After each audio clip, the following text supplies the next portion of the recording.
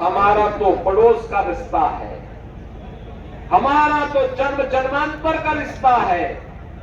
हम लोग तो एक भारत श्रेष्ठ भारत के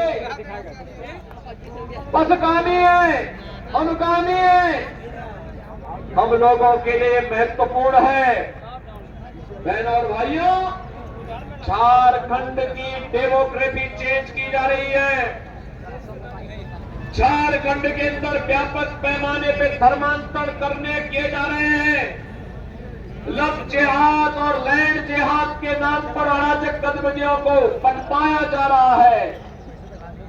चाहे वह लव जिहाद हो या लैंड जिहाद, या यहां की माटी और बेटी के लिए संकट खड़ा करने जा रहा है। यहां के नौजवान को नौकरी नहीं मिलती। लाखों नौजवान झारखंड छोड़ करके देश के अलग अलग भागों में नौकरी और रोजगार के लिए भटक रहा है, लेकिन यहां की सरकार को चिंता नहीं। यहां की सरकार तो माफिया की गिरफ्त में है। खनन माफिया, बालू mafia, one mafia, land mafia, पशु माफिया और माफिया का उपचार और घुसपैठियों का उपचार कोई है तो केवल भाजपा है। भाजपा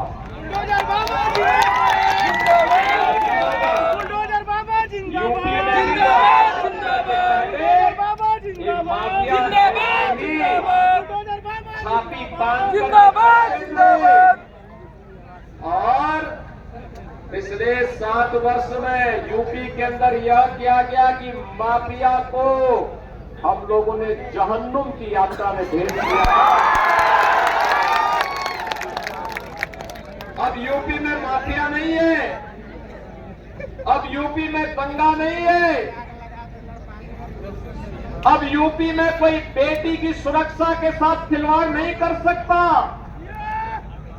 अगर बेटी की सुरक्षा के साथ कोई खिलवाड़ करता है तो पहले बता दिया जाता है कि भाई देखो, अगर बेटी की सुरक्षा में सेंध लगाई तो अगले चौराहे पर यमराज टिकट काटने के लिए बैठा। और इसलिए बहनों और भाइयों में आपसे कहने के लिए जिंदाबाद जिंदाबाद, एक कांग्रेस और झारखंड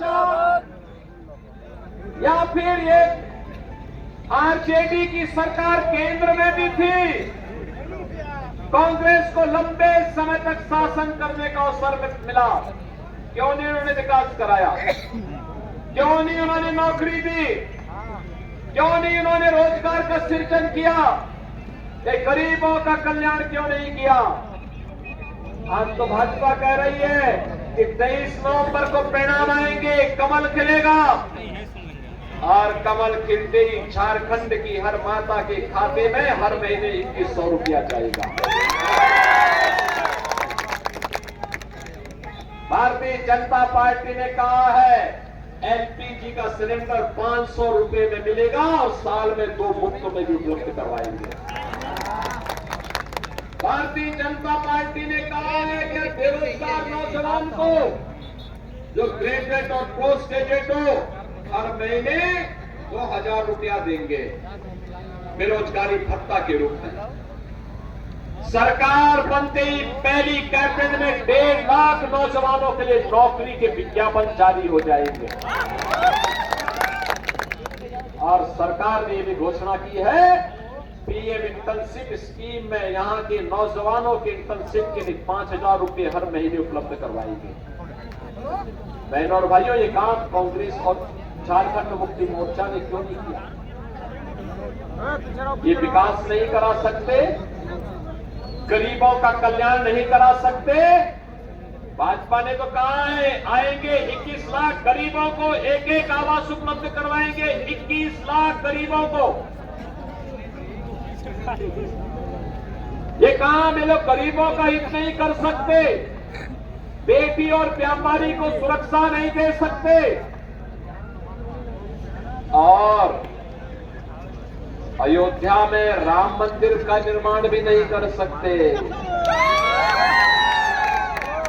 बहनों और भाइयों, 60 वर्ष तक कांग्रेस इस देश के अंदर शासन की, 10 वर्ष तक केंद्र में कांग्रेस, आरजेडी और झारखंड मुक्ति मोर्चा की सरकार थी। बहनों और भाइयों, इन्होंने तब भी राम मंदिर की सुध नहीं दी। तब ये कहते थे कि राम तो हुए ही नहीं, कृष्ण हुए ही नहीं। और आज हम कहने के लिए आए हैं, मोदी जी को 2014 में आपने प्रधानमंत्री बनाया। 2014 में मैं भी सांसद था और विष्णु दयाल राम जी भी उस समय सांसद बन करके गए थे। और मैं कहना चाहता हूं बहनों और भाइयों, 14 में मोदी जी प्रधानमंत्री बने, 17 में मैं मुख्यमंत्री बना और 19 में 500 वर्षों की समस्या अयोध्या में राम मंदिर की समस्या का समाधान मात्र 2 वर्ष के अंदर डबल इंजन की सरकार ने।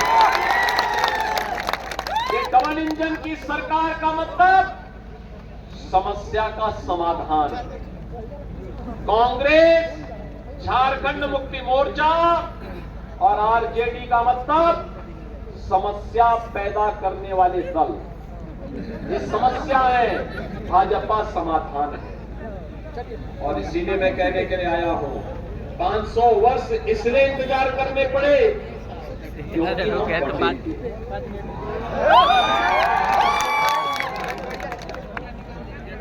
बटे थे तो कटे थे। और इसीलिए कहने के लिए आया हूं, एकजुट होकर के भाजपा को जिताइए। और इसके लिए कहने के लिए आए, एक रहेंगे, एक रहेंगे, एक रहेंगे। बटे थे, अब कटना नहीं है, बटना नहीं है। एक रह करके कमल खिलाना है।